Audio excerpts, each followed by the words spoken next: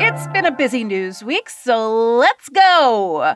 Today on CityCast Las Vegas, I'm here with Nevada current editor April Corbin-Gurnis and my co-host David Figler. And we're talking about the crippling cyber attack on our state government, our future airport's environmental impact, and the A's actually playing games in Las Vegas. It's Friday, August 29th. I'm Sarah Lohman, and here's what Las Vegas is talking about.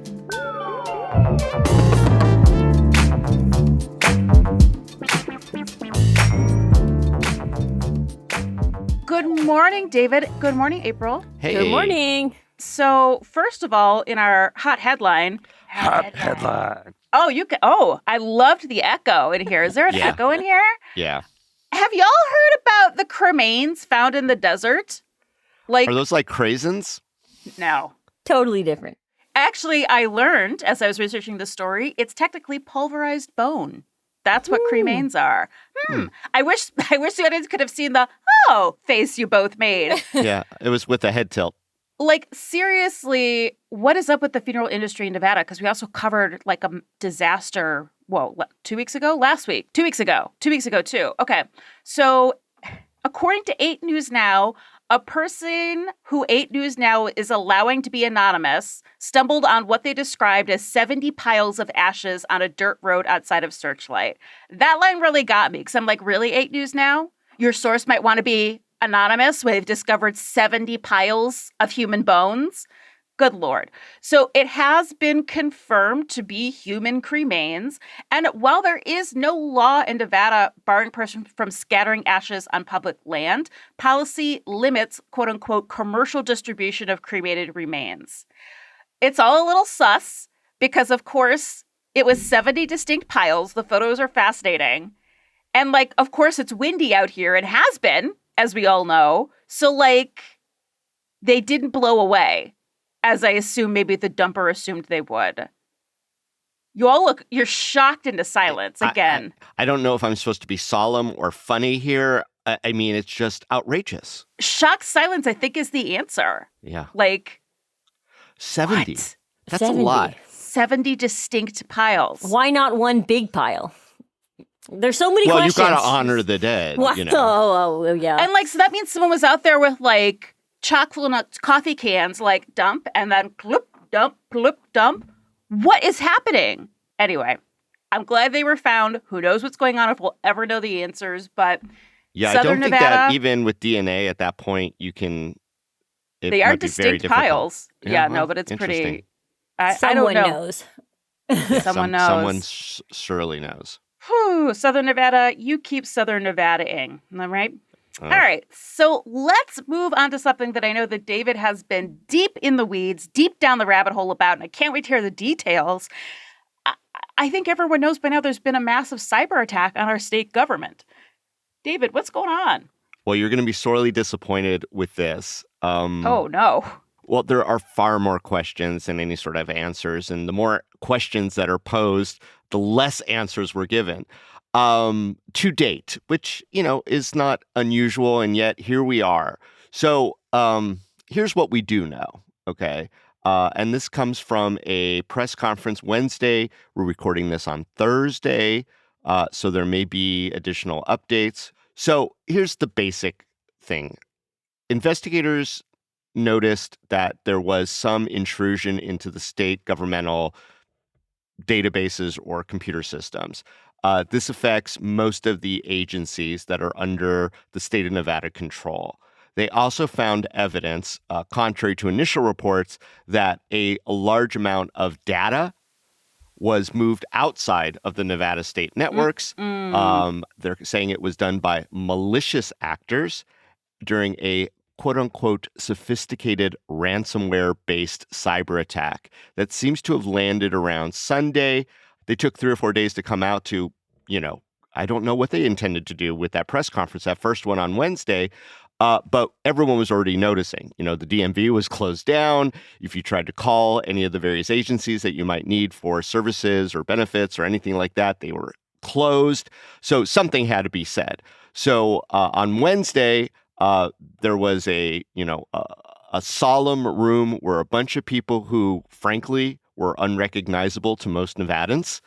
Nobody who had a familiar face who could reassure us in any way. Just one after another basically gave no information other than saying, but trust us, the person you've never seen before, with the exception of Stacey Weeks. I've seen her many times. That we got this and we're working really hard. And then an FBI guy came on and said, basically, hey, if anyone knows what happens, here's our tip line. It's like, oh my God, really? And then they took questions from the audience and they said, look, we're only going to answer questions about the provision of services. And they had explained that, they're doing a lot of things basically analog, encouraging people to come down if they need some of the benefits or services that they had become reliant upon through the state, but also like in regard to the DMV, if people whose registration or licenses were coming due, which I include myself in, my registration is needing to be updated by the end of this month, that they're going to waive fees and have grace for us, which is so nice of them. That is nice. Yeah. And then the DMV also said, we're also working with car dealers because we can't really process new car sales. So this is going to impact a lot of the community, even people who aren't per se directly relying upon government services, though, like with things like the DMV, that's all of us. Listen, can I ask a clarifying question here? So you mentioned that the DMV has been totally shut down. What other state services have been inaccessible this week? So the DMV has limited services. You could go on their website. It is still up. It tells you what's available. DETR, which is the unemployment office, just installed a new programming system.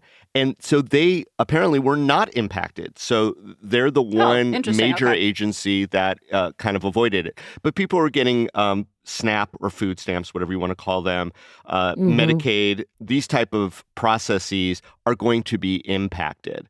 But most people, understandably, are really concerned about what was the data that was breached. Is this all our voting information? Is this all, very, very personal information or medical records or something along these lines? So, but we don't have those answers currently. Yeah. So then they open it up for questions. And they deferred all questions. They're like, we're not going to answer. So, of course, people want to know, like, who are these people? Now, experts say it could take months to figure out who the people are. When the word ransomware was used, journalists who were there understandably were like, well, what's the ransom? What are they asking for? Who is doing the asking? We can't answer any of those questions. And then one bold journalist, and maybe April, you know who it was by voice or because they didn't have the journalist on camera, said, where's the governor? And there was some hemming and hawing from his chief of staff. He's in constant contact. He has a prior obligation, but didn't say what it was. Turned out he was dedicating a church up in Elko. So apparently while the cybersecurity professionals and the Homeland Security were working on finding out who did this, he was working on the thoughts and prayer part of the equation in some church up in Elko. Anyway, the backlash was so swift, like we need the reassuring voice of our sheriff governor to let us know that he's got this or that he doesn't got this or what level of worry we should be having. So there was so much outrage that the governor did, in fact, reschedule a new presser and showed up Thursday afternoon. So that's where we stand as of the time we're recording this episode. So, April, what do attacks like these do to people's confidence in our public institutions? Like, it's bad enough when this happens to a private business, but this is our state government. Yeah, I mean, it depends on what it is, right? Like, I think that people's faith in government right now is already really low. So any hit to that is just bad. If it does come out that, personal PPI or whatever the personal identifying information. That comes out, that'll frustrate people also. But in the same sense, I think we're so used to it, right? Like from every business, there's some sort. It depends on the nature of it. I think if it ends up being, they stole a bunch of tax records or something, I don't know what it could be. You know what I mean? If they stole something that people just kind of forget about it really quickly. If it turns out they stole, information that could, be stolen for fraud and for those purposes, that'll be a little bit different. I think it's too soon to tell how normal people will be impacted by it, But I I feel your vibe here, April, because it's like we live in a society where we're expected to give up this information all the time, especially to our governments. And then like we have no control over it in the end. It can just be snatched away in cyber attacks like this. You know, I do have a question that's probably all theory for you two, but why Nevada? Well, I think it's all about vulnerability, and that's disappointing. I mean, I think there are probably attacks wherever the cyber criminals or hackers, whatever you want to call them, see an opening and they just go for it. So our security systems weren't up to snuff. That's what you're thinking. I mean, I don't know that, but it does seem like there was a way for them to breach. Now, we've seen like episodes at casinos which were done very old school, where someone just made a phone call and got someone's password. It wasn't very sophisticated at all. Or even lied to them and said that they were someone else and deliver me a big giant bag of cash from the cage, please. And someone complied. You know, we've all had that corporate training, I feel like, where they're like, this is also identity theft. Phishing, yes. Yeah. Take the test again. Oh, yeah, I thought I got the right one.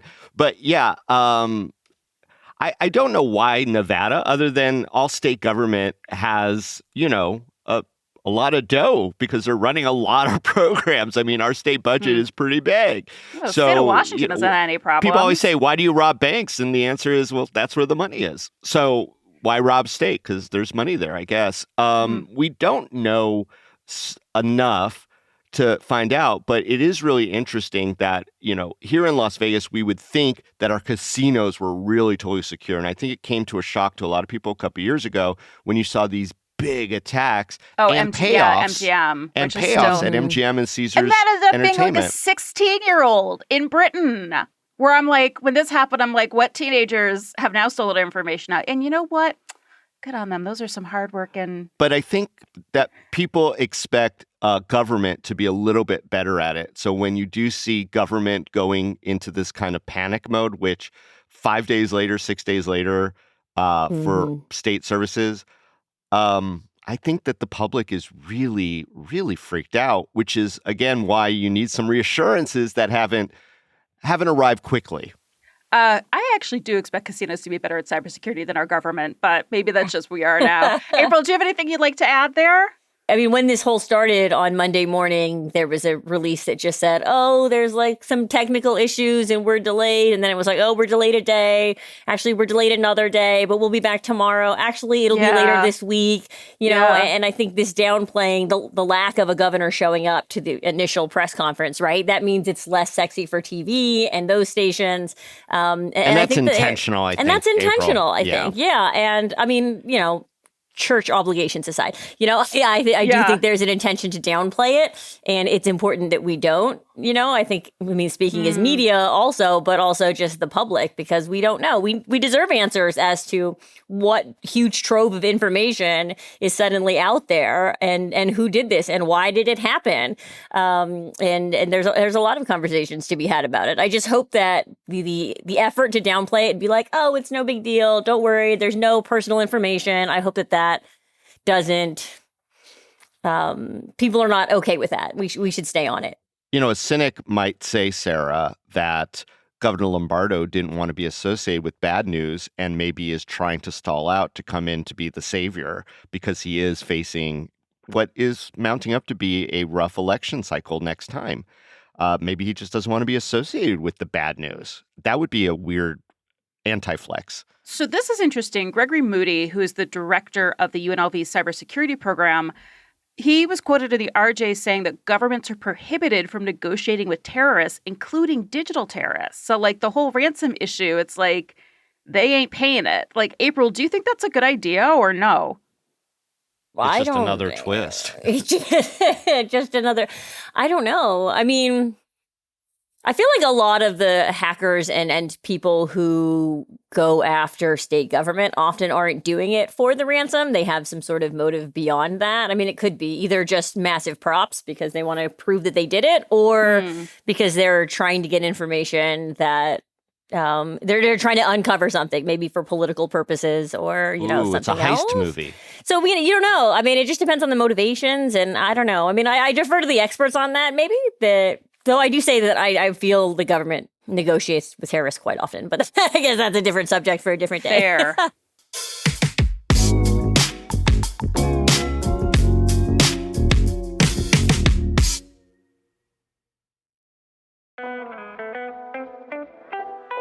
Woven Workspaces is Las Vegas's newest premier flexible office space, located in the heart of downtown Las Vegas. Featuring premium co-working spaces, private offices, and a gorgeous shared kitchen with complimentary beverages and snacks. You know, Woven just hosted our team for a work in person day, and I was relieved to see that they stocked La Croix because I drink at least 6 of those bad boys every day while I make this podcast. Not to mention, Woven is in the same building as Broken Yolk and Baguette Cafe, so I stopped by and got a croissant on my way upstairs. Whether you're a business owner looking for a new office space or you work remote and you just need some human connection, Woven is a workspace designed to inspire and connect. CityCast listeners get their first day of co-working for free and get access to exclusive memberships and private office offers. To get your pass and learn more, call Rebecca with Woven at 415-407-6355 and check out wovenworkspaces.com for more information. So we've talked on and off on our podcast about our new potential airport out by Jean, Prim, Ivanpah area. And so the next phase of this is a environmental impact study. A lot has been written this week. April, what's going on with that? Yeah. So the Clark County Supplemental Airport. Let's talk about it. That's it. So as you just mentioned, the environmental review process has just begun. If you're holding your breath, don't. This is a long process. It's expected to run until March of 2028, and that puts off the actual building of the airport for more than a decade. But of course, as this supplemental airport has been talked about for decades already, what's another decade, right? But so they're taking in input and looking at the potential environmental impacts. They've held at least one public hearing where people came and sort of gave their input to it personally, and people will be submitting reports and doing studies and all of that good stuff. The initial takes is that, environmentalists have raised concerns about the impact of desert tortoises and a rare wildflower that is in that area. And more broadly, critics are skeptical that the airport is going to kickstart more development in that area, which could lead to water scarcity, some infrastructure stuff, because they are fairly far out there compared to where the infrastructure is now, and just further urban sprawl where people will be, commuting to MGM from Prim or every day. And so those are the concerns that people are raised in that. So, and the Sierra Club is the spokesperson on that this is going to open the door to sprawl, which is going to have these impacts on wildlife and water. Mm-hmm. Do you think there are safeguards that could be put into place to prevent this kind of impactful sprawl? Or should How do you there prevent sprawl if you're literally building a giant project with nothing around it? You're going to have to connect her BLM up. land. It's federal land. So, the land has to be turned over to private developers, right? Or to the state, at least. I mean, I go back to the idea of, have we really seen sufficiently vetted reports in the public that show the absolute, dire need to spend all this money and potentially have sprawl and potentially use, all these water resources or damage our ecosystem, which we never will fully understand how a wildflower might literally save our lives. But the report on the necessity has never been released fully to the public. When we had the director of aviation, Rosemary Vasiliadis, on this podcast, it wasn't, ready for public consumption yet. And, now that we're having these discussions about the economy and where we are right now and what our projections are, do those need to be updated? Because why would we build a second airport if people aren't coming to Las Vegas? I think the assumption is that it's temporary, right? Well, we're in a slump. And we all hope that. And we had another podcast on that, and we concluded that it probably is temporary or cyclical. But as all long that as this said, presidential administration is also temporary, but I guess we'll find out. Right. So we are a rapidly growing city. In 4 years, we've gone from 2.3 to 2.4 million people. What if the federal government just said, no more land, no more sprawl, figure it out? Are there pros and cons to that? What do you think, April? Yeah, I mean, there have been studies that there are plenty of developable land that's infill, that's sort of already in there. I know I personally live next to a big empty lot.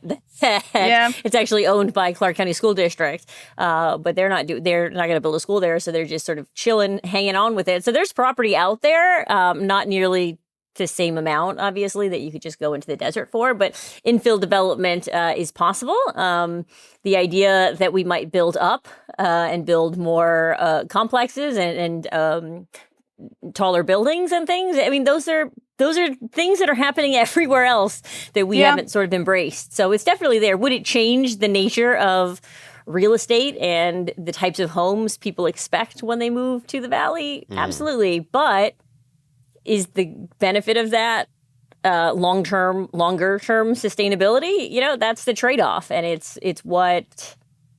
And I think it's what a lot of people would want is more density in areas too. People want that community and people like that in other places. So. Apartment buildings has less of an environmental impact than a single family home.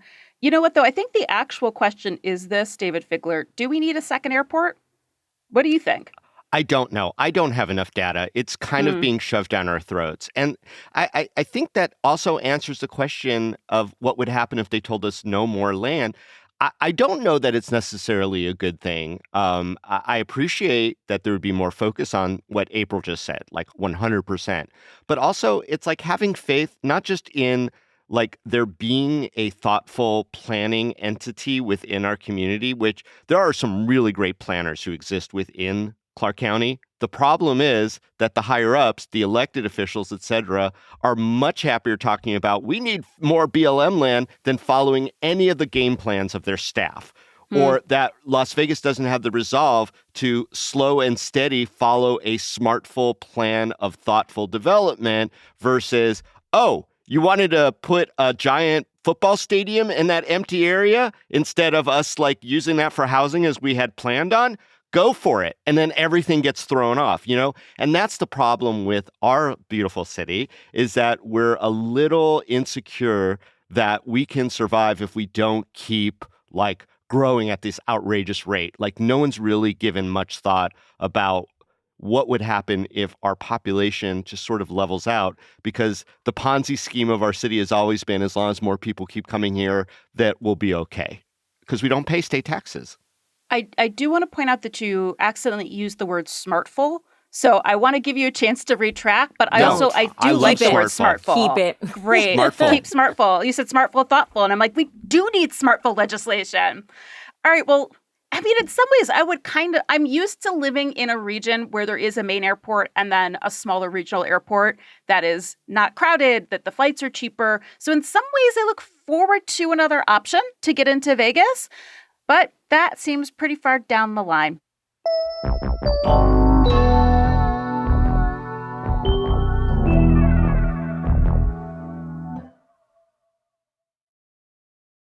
All right, y'all. The A's are back in the news for a couple reasons. One is that former Nevada Assemblyman Jason Frierson has been appointed chairman of the Athletics Community Benefits Program Board. And basically what that means is after their first year in the city, the A's have a $2 million required commitment to community giving in kind and cash donations to the community. There's other factors of that, too. Kind of an interesting nugget I picked up is that part of their community benefits agreement is that they'll be displaying signs from the Neon Museum on site of the stadium, which I think is cool. I always love a chance for historical preservation, and I love to see the signs both kept up and integrated throughout our city, and they've got a lot more stuff in storage than they have on display. So I think that is neat. The other thing that popped up this week is that the team is going to play 6 games in Las Vegas next season. Who would have thought it? There's going to be a 3-game series against the Milwaukee Brewers from June 8th to 10th and a 3-game series against the Colorado Rockies June 12th to 14th.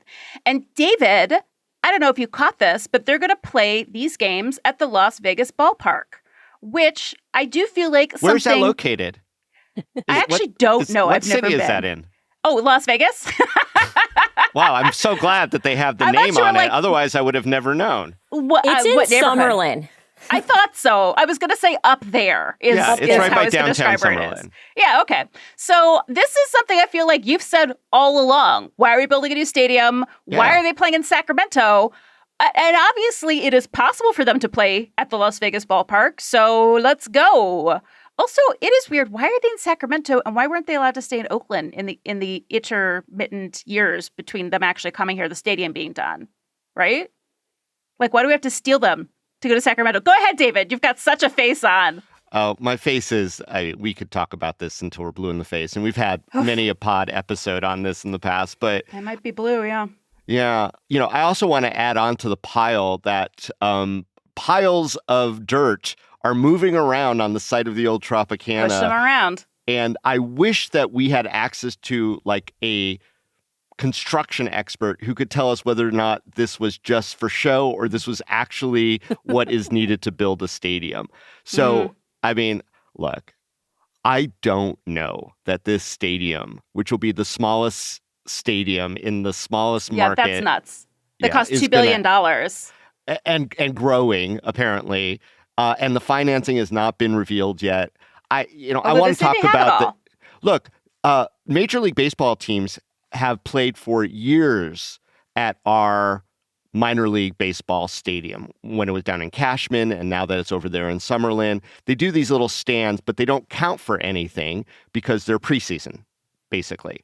These are real games. And these are real games. And it's interesting because if all the kind of teams hold, the A's are still going to be really bad.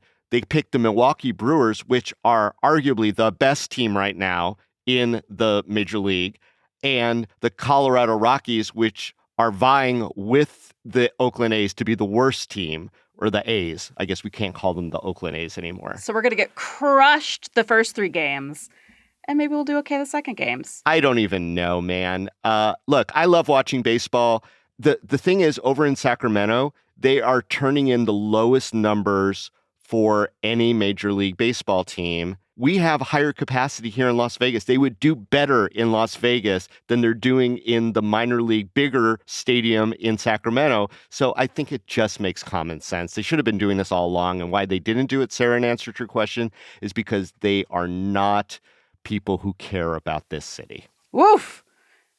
Ooh, spicy. Ooh. Listen, maybe after the 6-game series, they will do it. But April, give me your hot take. Do you think the A's will actually move to Las Vegas? Why or why not? I share David's healthy skepticism about the financial plan that has not been revealed and all of that. I do get the sense that enough of the people who make decisions here in Nevada and the team itself want to move here. And I think it's going to happen, whether or not. I think they will find a way. I don't think it's going to be pretty. I think there might be more. I think there might be more sales in terms of the team ownership and stuff or whatever. Not the Fisher getting rid of it like everybody wants or whatever. But I do think that, we may get co-owners or something. There's going to be maybe initial other investments or something that happens with that. But I think that they are too far along now that it's going to happen. But that's just sort of my wild speculation off of things. But I think it will happen. So, you know how the Aviators will sometimes play under a fake team and brand and have like fake merch? Like they did the Gamblers in 24. This year was the Cone Jesters. And then my pitch for next year is the A Minors. Just putting that back out there. Just some musical theater. Kendrick. Themes. I got that I got that reference. So I do feel like the A's Major League game, if they're going to play in that stadium, they should do at least like one day of a fun fake team. You know what I mean? So what fake team moniker would you like to see the A's take on during their games next summer? The obvious answer here is to call themselves the Fs and make it a night dedicated to Nevada's education system and how this state prioritized a baseball stadium instead of a healthy and robust education system. That take was so hot, I just got burned, girl. Like, woo! Can I take it to another level? Because April and I were thinking similarly. I think they should be called the FUs. Ooh. Because of the lack of care and thoughtfulness and smartfulness that this organization has treated our city like we're a bunch of dupes. And, frankly, there have been plenty of people in positions of power who, because they're just so desirous to have major league sports teams here, because that's the only way we could justify ourselves as a major league city, a first-class city, a city where people will still want to come, have bent over backwards for these people who were not nice to the city of Oakland and who I, by all accounts, feel will not really be nice to Las Vegas. I mean, even this community development thing or a community benefits thing, this is a $2 billion stadium. The owners are worth billions of dollars. The value of the A's will go way high just because they're affiliated with such a cool place like us. And they're giving out $1 million, and some of that's in kind. And who knows, they might get that from $2 million. It might be in kind. Barely, they might do the same thing that the Golden Knights do, which is like raise money from the patrons for like raffles and stuff and not even give their own money up. I mean, it's all kind of smoke and mirror philanthropy. Everything about it doesn't seem like they're really trying to connect with our city. And I think a lot of people would have preferred, like the Golden Knights, to have a brand new team to come here and not that. So yes, the FUs. The FUs. I agree. I just want to underscore your point about community benefits plans is that it needs to be said that the fact that we need to have it suggests that they don't actually want to do it themselves, right? Like we have to go and make a contract and give them all this money to say, hey, we have this board full of people who's going to make sure you have a military appreciation night or a women's history month night or whatever. Like those are the things that are covered in that community benefits plan if you haven't looked at it. It's like things that a normal person who's running a normal business might do on their own because they actually care about the community. Like it seems more like a kickback from the $380 million we're giving them. It's Yeah, it is frustrating. They should be doing that anywhere. And there are plenty of private businesses that also do those kinds of appreciation things without having gotten the subsidy that they got from the government. All right. Well, I think that my team name, my fake team moniker, will be the Las Vegas A's, because so far they've been the Sacramento A's. And I am still unconvinced that they're actually going to come here. And, we did pay them all that money to put a Las Vegas patch on their uniforms. So apparently they're already our fake team. The Las Vegas A's. See you next summer. David, April, thank you for this thoughtful conversation, as always. Thanks for having me. Always fun. And before we go, we've got some neighbor shout-outs. These are from our members. David, who loves what in the Valley this week? Yeah, so our neighbor, Julie D., wants to give a big green heart to Desert Love. It's a nonprofit nursery growing native plants from seed, and it's located inside your favorite, Sarah, Cactus Joe's. I do love Cactus Joe's. I know you do. They've been doing some summer classes. I missed their ethnobotany one. I was disappointed, but yeah, they're a cool site on the way to Blue Diamond. Yeah. Michaela C. says, Smokin' Sandwich in Henderson on Serene and Spencer offers quality food at a good price. She loves this great restaurant owned by two best friends, which is sweet. And Tan W. wants to give some shine to St. Jude's Ranch for Children. They've been a safe haven for abused and neglected children for over 57 years. And that's why our neighbor program really rocks. You get these great shout outs. There's different perks. There's meetups. I mean, we love our neighbors, our members. Yeah. If you want to add your own shout out, we really love doing them. You can become a neighbor at membership.citycast.fm.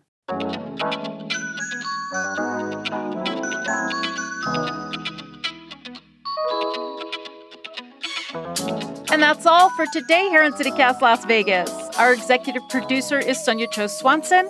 Our producer is Layla Mohammed. Our newsletter editor is Rob Katchel-Reese. And our hosts are David Figler and me, Sarah Lohman. Music is by OG Moose, All the Kimonos, Gregory David, courtesy of Epidemic Sound, and Cinema Life, courtesy of Triple Scoop Music. We record this show in the traditional homelands of the Nuwuvi, the Southern Paiute people. If you enjoyed this show, why not tell a friend? Rate our show and leave us a review where you get your podcasts, and subscribe to our morning newsletter, Hey Las Vegas. We'll be back Tuesday morning with more news from around the city. Take care.